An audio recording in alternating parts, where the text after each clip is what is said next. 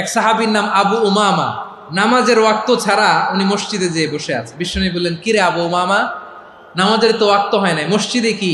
সাহাবী বলে, হুমুমুন লাজিমাতনি ওয়া দুয়ুন। নবী গো, ঋণের বোঝায় এমন টেনশনে আছি, ঘরে থাকতে পারলাম না, মসজিদে চলে আসছে। বিশ্বনবী বলেন, আমি কি তোমার এমন একটা দোয়া শিখাবো যেটা পড়লে আল্লাহ তাআলা তোমার ঋণের বোঝা হালকা করে দিবে?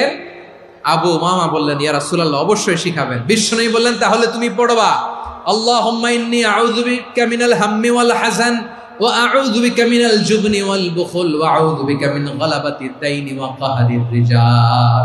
ও আল্লাহ, তোমার কাছ থেকে দুশ্চিন্তা থেকে পানাহ চাই, কৃপণতা, ভীরুতা, অলসতা, কার্পণ্যতা, এই সব কিছু থেকে, মানুষের কঠোরতা, আমার উপর মানুষের আধিপত্য এবং ঋণের বোঝা থেকে পানাহ চাই।